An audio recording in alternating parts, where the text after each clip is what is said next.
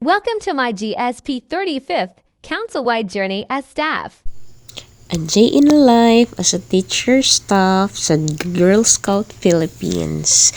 Yes, hello guys, padulong ta karon sa venue kung asa magcamping ang mga bata and thank you Lord, isa ta sa mag-serve karon sa ato ang Girl Scout 35th Council wide. And guys, naga-travel nami sakay sa amuang airplane. Pang malakas ang jeepney. Diba? Hangin kayo sa gawas guys. So, super excited ang tanan. Lalo na ning mga bata ang akong mga kauban. Kasi this is a division manggod siya guys. So, tanan nga schools within Jensen Division kay kasali sila. So kani ang view along the way to our destination guys sa Diversion Road Minangagi. So nangabot na mi guys, di kasulod amo ang eroplano kay grabe ka traffic guys. So ang nahitabo kay namaktas na lang mi ni Ma'am Garda mi. So, amo asang gibilin dito ang mga tatings with their titas. So, kauban nila dito si Teacher Richie o si Teacher Cherry. Kauban po nila dito si Teacher Jang o si Sir Marvin ang backup support. Grabe ka mga supportive.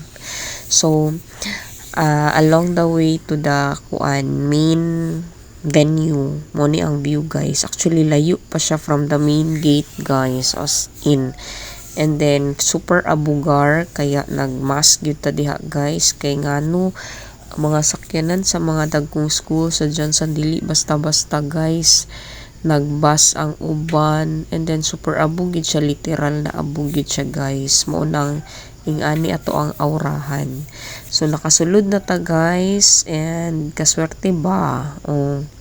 Mo ni ato ang quarter kung asa ta mga tulog guys for the staff only. And mo ni ang view sa gawas guys. Getting ready na ang mga kids kay maghimo na sila sa ilahang mga tents food guys. And mo ni atong kitchen diri banda kung asa ta na-assign. So, ari na ang ato ang mga campers. Kaya mag-start na sila sa ilahang program. Nakasulod na gyud sila guys finally sa kataas sa pila. Ingani ang ilahang hall guys. Dako pud kaayo siya. Nindot. So, exciting kaayo tan-awon guys no. Kay ngano ang mga bata excited manggani. Ug ang kanindot guys naa sila'y diri time for spiritual development time pod. Kay syempre Sunday dili ta kasimba kay weekend man ni ato ang event, so dili na lang siya gihimo guys. Diba? So daghan kaayo kani guys kay ngano elementary and high school Girl Scouts ang naa dinhi guys. Diba? Exciting kaayo. So tanan ni sila guys coming from different schools within Jensen lang ni. Kani ani na uniform is Girl Scouts, high school, kani is elementary. So this is their finale na sa ilahang for this day. Introduction and all na sila diri, nagayel na sila mo ni amo ang entry. And mo ni atong trabaho guys as staff karon na ata sa mess hall na assigned for distribution of food sa mga staffs, mga supporting staff So ang trabaho nato diri is to prepare food, dili magluto. So ni-assist lang niha kay syempre medyo busy po daw ato ang tigluto. So kami ni Ma'am Garda ang na-assign dinhi. Mag-arrange na mig food, magpakaon sa mga staff para to ensure na dili jud na sila mga pasmo guys, kay unsaon na lang sila lang gyud baya ang mga tig-atiman sa mga bata. And so pagkagabi guys natay program, nag-opening na. So syempre support ta diha banda sa atong mga dancerist. So mani lang outfit guys naghimo sa school, DIY na tanan guys, og syempre mo support ta. So pagkabuntag na pud guys, na prepare na pud ta early for another day. No, this is the last day of our event. So early pa ta diha, mga 4 AM na siya nga bangon guys. So nag-prepare na ta para pang breakfast na pud sa ato ang mga staff guys na preparation. So wala sa ta naligo diha kay gabi ang pila sa ato ang banyo ana na time guys. Naligo naman ta daan gabi ana. So ana lang diskarte dira. Ang importante kay guwapa, joke lang, dili uy. So kinahanglan na mo mag-prepare early, mag-wake up early tungod kay kami man tong magpakaon sa mga mga staff. So dapat pagmata nila guys, naka-ready na ang pagkaon. O diba? So magpinaspasanay mi ani. So pack up. Nindot kaya mahigdaanan diri guys kay daghan kaayo mi tas tag isa-isa mi og bed guys. Dili siya aircon pero open air kaayo siya. So kada mahimuta sa takay basi unya makuanta. So kinahanglan jud nato siya manghipos daan og mga everything bago ta mo gawas sa ato ang tuluganan. Diba? Kuan sa takaron, independent sa takaron diri.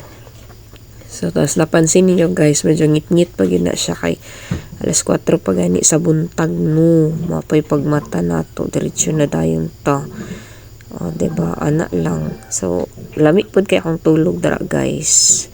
So mga pisa ta guys para mainitan sad ni ato ang gitugnaw nga tiyan.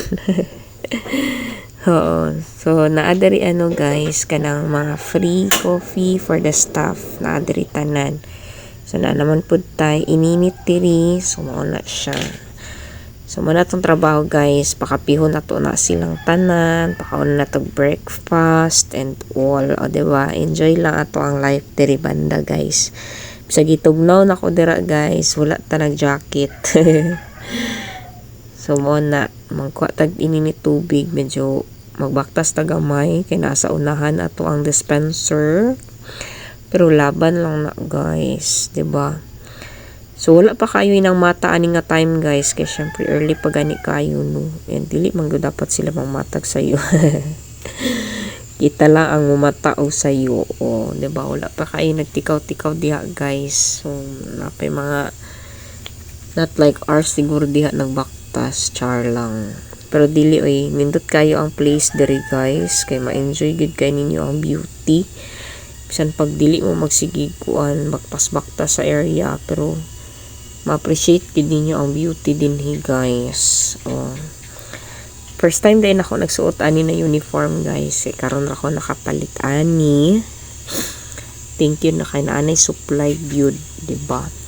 So mo to aside sa nangapita guys, murag action tag kagutom. Murag sayo kaayog, nag-breakfast na lang po kudaan. So, napamantay bahaw gabi guys. So, maato-ato ang gibanatan o kaon. Kay murag, ganun gutom man ni. O, diba? So, dala tabi-tabi, mga pisa ta, o mamahaw ta daan. Para lingaw ang ato ang tiyan. Bahala nagmahago ta, ang importante kay mukaon jud ta kay lisod na mabuang ta. At least kung mabuang ta kusgan ta, diba? Mo na dali na guys mga unta. Akong sudan diri guys kay sitaw nga na ay giniling lami kaayo, diba? Na kay mga kachika si Ma'am Aw, diba? Mo na sila ang mga So kani guys, ang breakfast na to nga gi-prepare, nag-salted egg ta guys. So parting daghan na ang salted egg guys. Wala na nako nabilang, basta super daghan. So later makita ninyo ano man kani ang sudan kasi nga breakfast, di ba? And then makamis man pud gud ning mga ingani. So ang ato ang mga supporting staff dili kay maka-prepare og ingani kay busy sila. So, try na to diri preparahan. Nagtabang ta sa ato ang chef diri guys. Kay para madali po ang iyahang trabaho no. Kaysa lang ko diha magulat kung makaluto siya. Diba? Tabangan na to siya guys. Shout out di ay kay Kuya June na amo ang chef. Nalami kayo magluto. Diba? So, ana lang amo ang trabaho guys. Medyo hayag-hayag na niya time. Kay mga alan na ni 5:30 ana na sa buntag. So mao na ni siya guys ang salted egg, ibutangan na to og pipino with mga lamas ana para lami gid siya kaayo, and kaning baringon, hot dog kana etlog o kaning adobo, tas okra na nilaga plus ginamos, and partner kani talbos sa kamote. So mo ni pinakalami na ko ana mo guys, kanang tawag ani pinakalami na mo nga snack dito.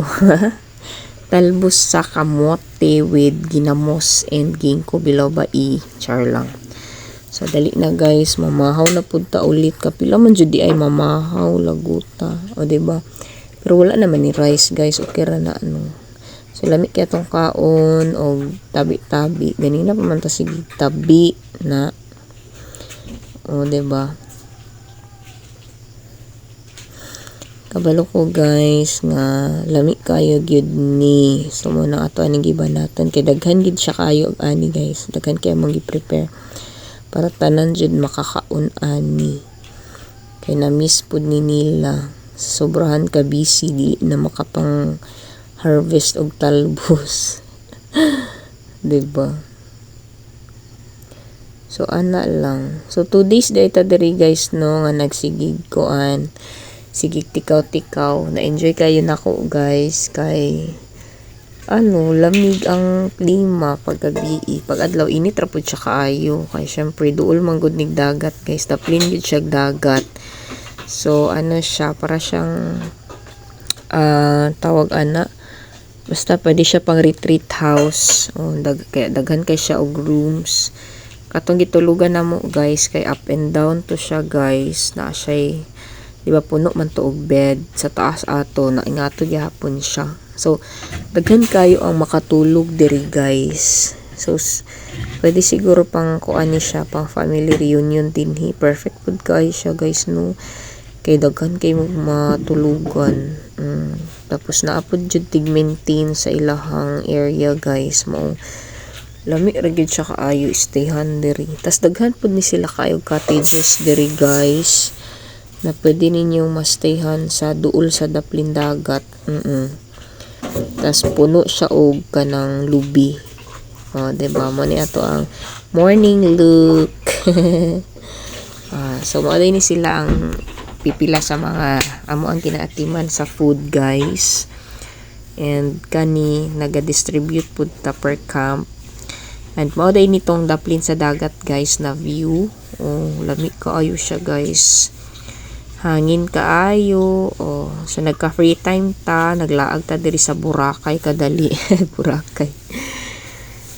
Limpyo gid siya kaayo guys, kay nga no wala siya mga balay-balay sa ano palibot, as in sa kuan di ay ni siya guys sa bawing, pero na siya barko diri guys. Tas ang mga ano na mo, ang mga campers na mo is gipaligo sila ani na time, kaya daghan og bata diri sa seashore. Dili siya white sand, dili pud siya black sand, murag nahalo siya, color gray ang sand niya. Tas limpyo kay siya guys, ganahan kay ko diri. So gusto ta na ko maligo, kaso lang natay work to do. Diba?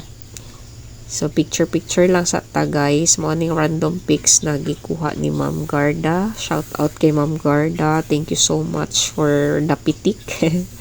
So nahuman na ang event na to guys, na-awardan na ang tanan, mo to mag-goodbye na ta sa passionist. Kana siya guys. So along the way to our way home, ano ni siya ang view na nakay na pud mi otro sa mo ang pangmalakas ang eroplano, amo ang jeepney. So ang mga bataan na time guys, kaya ano naman ni hapon na siya, mga alas 3 na sa hapon on Sunday ni gawas.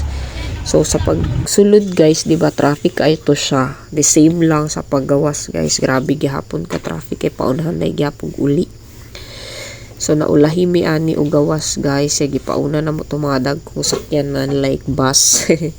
So ang mga bata ani na time guys, gipangkapoy na sila Pero kita wala tagkapon. Shout out to Ma'am Richie and Ma'am Garda.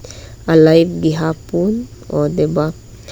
So, nindot kayo amo ang journey sa amo ang scouting, guys. And naabot na ta.